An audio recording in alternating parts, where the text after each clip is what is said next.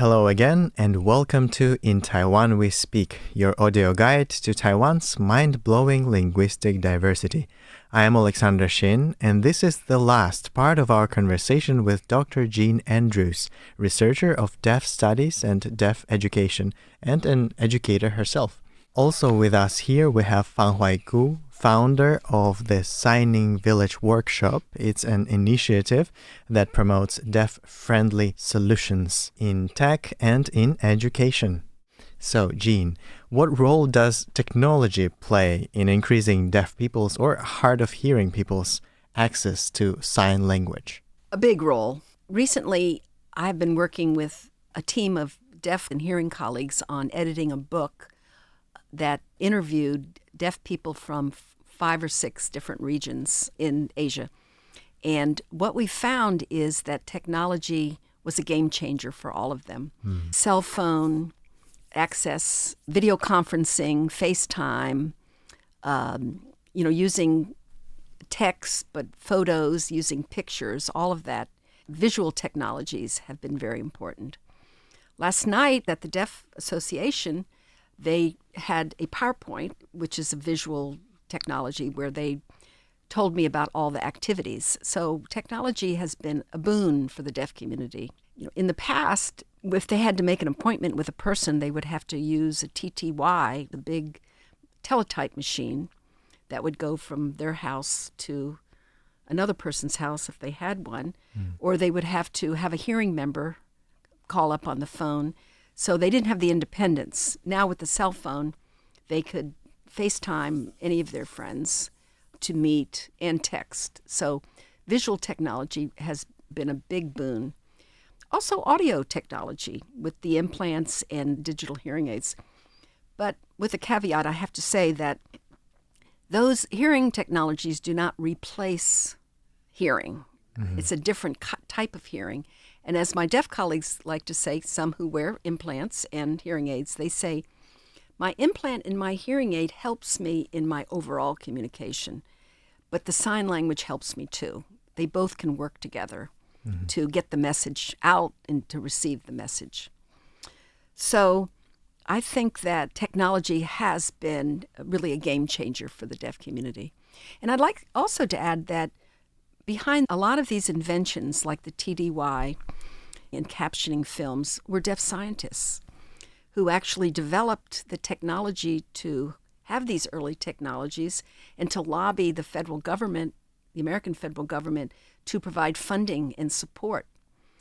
Now you can have video relay interpreters through the internet. Of course, you have bandwidth problems and the screen has to be big enough, but the deaf community has pushed for this and has gotten laws passed to require it, and also to require captioning on all TVs.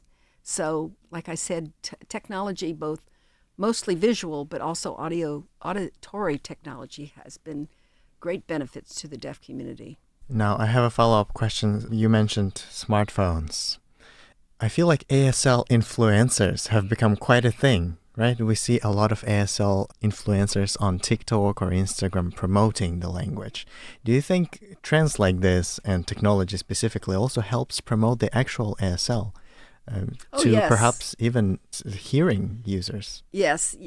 Even when they started putting ASL interpreters on TV news, it promoted awareness, promotes acceptance. No longer it's not something weird that you see in a restaurant every now and then. It's actually a language. So yes, it's been very beneficial. I just want to add more following questions about that. About TikTok or YouTube. I think YouTube really helped, and the media, I'm saying the media really helped because they can share their information, they can share their cultures, teaching the sign language through TikTok or YouTube or Instagram or Facebook. But there's a pros and cons. I mean, deaf people can use the media to teach sign language, but hearing people can do that too. So there's some hearing people, they learn some basic sign languages, but they're very exciting. They learn the sign language, they share their sign languages on the YouTubes, but they're teaching in the wrong way. They assign the wrong signs and they're giving the wrong information, or even they're giving the wrong deaf cultures. It's so sad because we want to invite more hearing people to learn sign languages, but they will become, going to the bad way because the hearing people, they are so exciting, but they just, maybe they're not doing it in the purpose, but they're giving the wrong stereotypes. So I think we have to be careful using the media to send information about the culture or the languages, because it probably will give the wrong stereotypes. So I think they're very, very important to use that. That is a good point. Yeah. And you mentioned cochlear implants. I know there's a whole conversation behind cochlear implants, right? They often come up in discussions about solutions. Is it a ultimate solution? I know we've heard Fanghuai's take on this last year during our interview. What is your view? Do you think cochlear implants are a solution, or are they a part of the problem? I don't think they're a solution, and I don't think they're part of the problem. I think they can be part of the big picture. And let me explain. This is related to my support for the bimodal bilingual approach. Every deaf child should be given experiences to learn to talk, but it shouldn't be forced on them, and if they don't have the potential, they should not be criticized for that. Every parent wants to hear their child say mama or dada or whatever. Newborn infant screening, hearing screening was another technology I forgot to mention. Newborn infant hearing screening happens in the hospital as soon as a child is born. They're screened for hearing. That has led to early identification. Mm-hmm. In the past, a deaf child wasn't identified, usually maybe 2 or 3 when they didn't learn to talk, and the mother got concerned. But now they can be identified at birth. So when the identification happens, usually they have to come back for another test to verify it, to make sure it wasn't a mistake.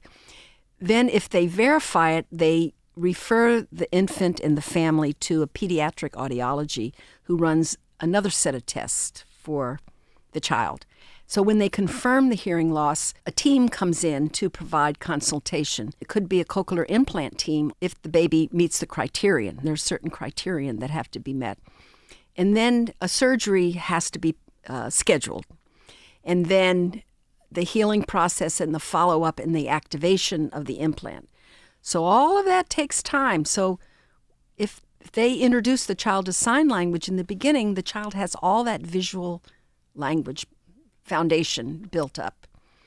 So when the activation happens and they want to work on the speech, they continue the sign so the child is bimodal. They can receive both languages. If you delay it, the child loses all that critical time from 0 to 1 to 2 to 3.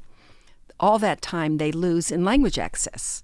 And that sets them back and sets them up for language deprivation, which is a condition that puts the child at risk for mental health problems, for low academic achievement, for low language, that they struggle for the rest of their lives.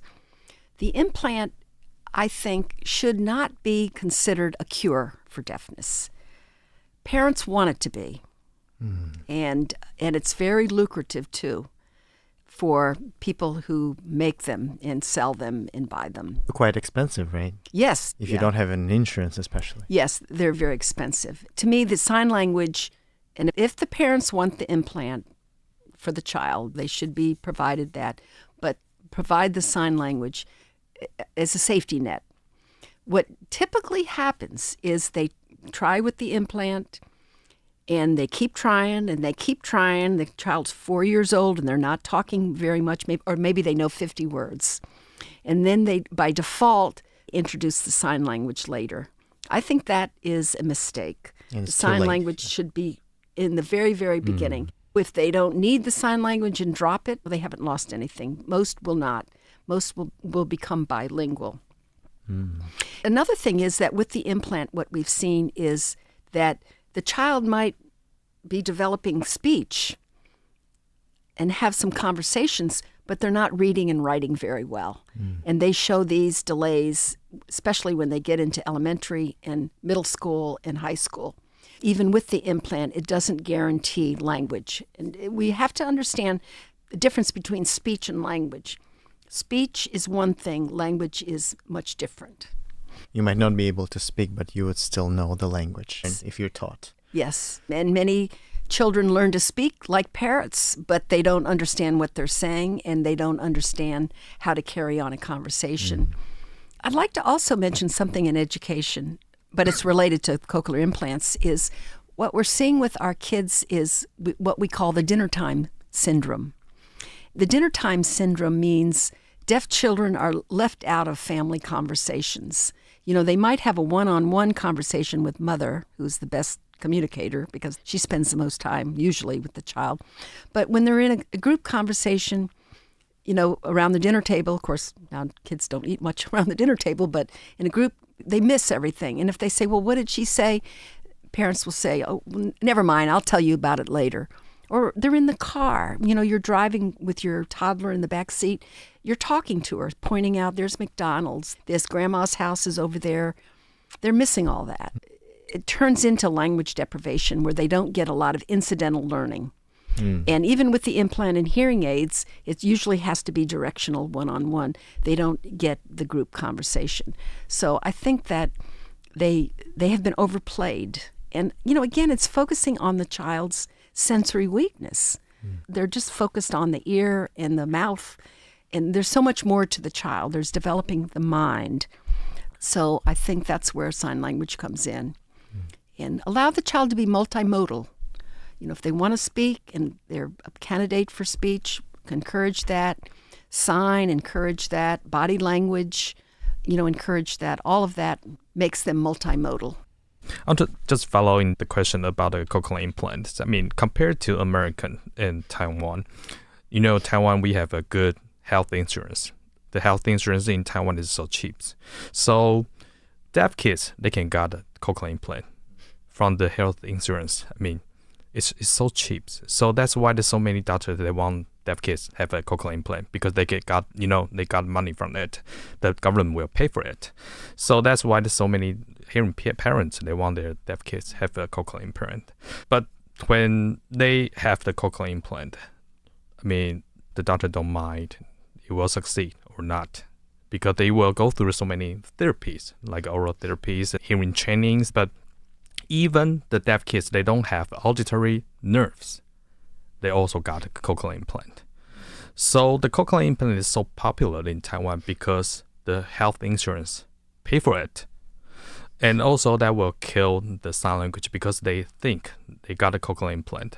They can speak, but they don't know they got the wrong image because you have to go through so many things to learn how to speak, also learn to listen, to hear. So that's the problem in Taiwan. Yes. Fanghuai brought up a very important point that the research shows the opposite, that the signing helps the deaf child develop their speech. With the implant, it provides a conceptual foundation and does not hinder their development of speech.